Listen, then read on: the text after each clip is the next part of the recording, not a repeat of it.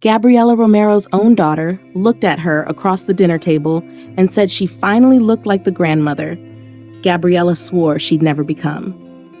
Gabriella said it was the best insult anyone had ever paid her. She is 55. She lives outside San Diego, California. Her grandmother was born in Barcelona and raised her for nearly a decade after her parents divorced. And when her grandmother passed 6 years ago, Gabriella told me she felt a specific kind of loss she hadn't expected.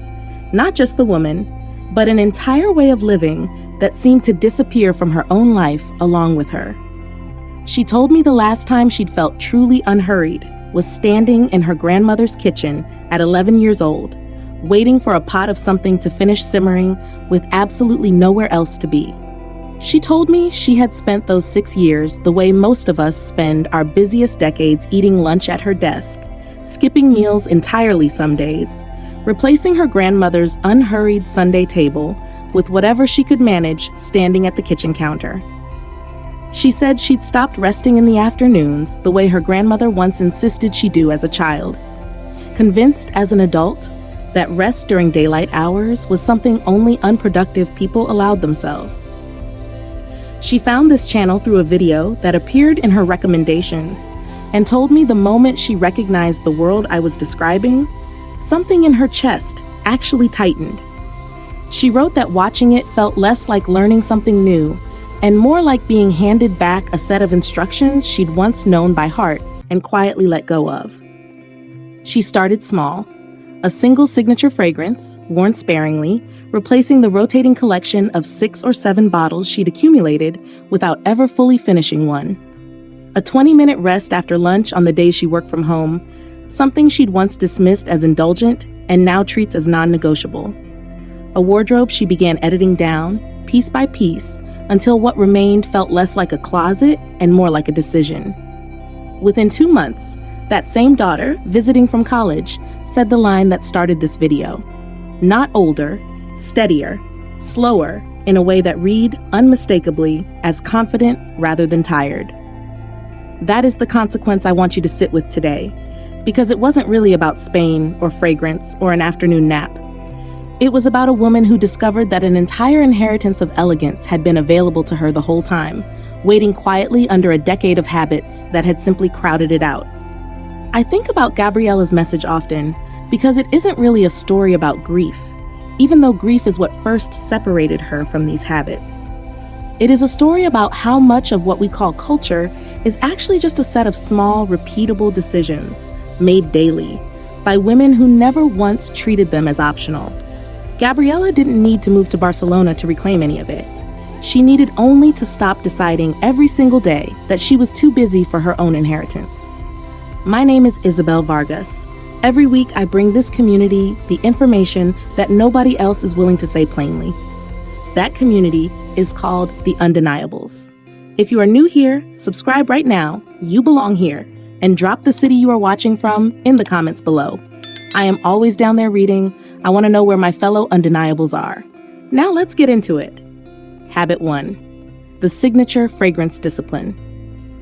I have watched women in Barcelona and Madrid wear the same fragrance for decades, applied sparingly to the wrists and the base of the throat, rather than rotating through whatever is newest each season.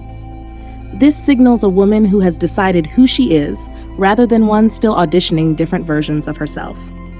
A perfumer who consults for several Spanish heritage houses told me restraint, not variety, is what makes a scent become inseparable from a woman's identity. Gabriella told me she gave away 4 half-finished bottles the week she committed to one, and hasn't missed a single one of them since. She said the strangest part was how quickly people around her started associating the scent with her presence before she'd even entered a room, exactly the way she remembered her grandmother's fragrance announcing her a full hallway ahead. Something worth mentioning here, because it connects directly to what changed for Gabriella. She went on to invest in the Undeniables complete system, the full 30-day curriculum this channel is built on. She told me the identity work in that system is what turned these habits from something she was trying into something she simply was. I'll come back to this once we've gone through the full list. Habit 2, the afternoon rest. I have watched women dismiss the idea of resting during daylight hours as something only children or the unemployed are permitted to do.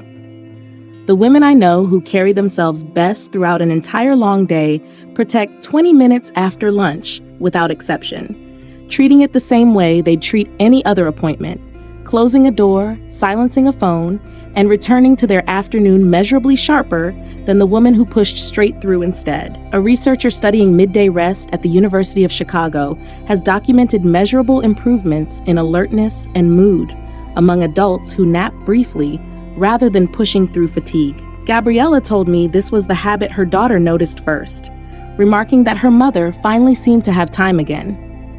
Gabriella said she'd spent years believing rest had to be earned through exhaustion, and that unlearning this took longer than any other habit on the list, even though it required nothing but permission. Habit 3, the capsule wardrobe standard. I have watched closets in Barcelona that hold a fraction of what an equivalent American closet holds, and somehow produce women who never once look as though they're repeating themselves. This signals a woman who has decided on her identity rather than one still accumulating options in the hope one of them will finally feel right. A stylist who has worked with several Spanish clients told me a wardrobe under 40 pieces, chosen with real intention, consistently reads as more put together than a closet triple its size. Gabriella told me she donated more than half her wardrobe over 2 months, one honest decision at a time, keeping only what she could picture her grandmother wearing without a hint of hesitation. She said the process was slower and more emotional than she expected, closer to sorting through memory than sorting through fabric. Habit 4, the long, unhurried meal. I have watched women eat lunch at their desks, finished in 11 minutes, convinced this is simply how a busy life works. In Spain, the midday meal is treated as an actual event, often stretching well past an hour, with conversation lingering long after the plates are cleared. A tradition known as Sobremesa. A researcher studying meal duration and digestion has noted that eating more slowly, with genuine breaks between courses, measurably improves both digestion and satisfaction with the meal itself. Gabriella told me she now closes her laptop entirely for lunch, every day without exception, and that the habit alone changed how the rest of her afternoon felt. She said the first week was uncomfortable, almost restless, before she realized how rarely she had ever actually finished a meal without simultaneously doing something else. Habit 5, the evening paseo. I have watched women drive between every single destination in their day, never once simply walking for the sake of walking. In cities across Spain, the evening paseo, an unhurried walk taken for no purpose beyond itself, is treated as essential rather than optional, a ritual practiced by entire families and neighborhoods together, rather than something squeezed in alone between other obligations. A cardiologist I consulted for this video confirmed that a daily walk of even 20 unhurried minutes measurably improves cardiovascular health over time, independent of any other exercise. Gabriella told me she now takes this walk every evening after dinner, phone left at home, and that it has become the part of her day she protects most fiercely. She said she remembered, halfway through her first week of doing it, that her grandmother had taken this exact kind of walk every evening of Gabriella's childhood, and that she had simply never once wondered why until now. Habit 6, the daily market habit. I have watched women fill a cart once a week with whatever will keep longest, prioritizing convenience over freshness without ever questioning the trade-off. The women I know who eat and look the way Spanish women in my circle do shop small amounts, often choosing what's actually in season rather than what simply survives refrigeration the longest. A nutrition researcher I consulted confirmed that fresher, less processed food consistently correlates with better skin, energy, and longevity outcomes across long-term studies. Gabriella told me she now stops at a local market twice a week instead of one large trip, and that her cooking, almost accidentally, improved because of it. She said she'd forgotten, until she started this habit, that her grandmother had never once owned a chest freezer, and had somehow never once seemed inconvenienced by it either. Habit 7, the family table ritual. The final habit is the one that ties every other one together, and it's the one Gabriella described to me as the moment everything finally clicked.